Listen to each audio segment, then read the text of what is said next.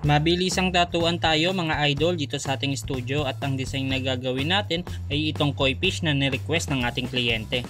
Si Sir ay dumayo pa mula North Caloocan kasama ang kanyang kapatid. Siguro para may umalalay sa kanya kung sakaling himatayin siya. Woo! Biro lang mga idol, si Sir kasi ay first time magpapatato. Dahil sa laki ng ipapatato niya hindi ito pang beginner. Lagi ko namang sinasabi sa mga kliyente ko na kapag gusto mo talaga kakayanin mo naman to. Dito nga pala nagla-lining na tayo. Gumamit tayo dito ng 7RL para dun sa mga maninipis na lining.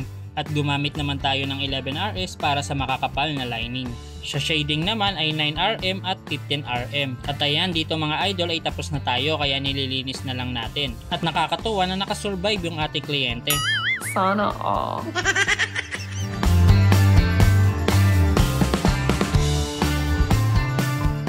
Kaya sa mga gusto magpatato, mag-message lamang dito sa aming FB page.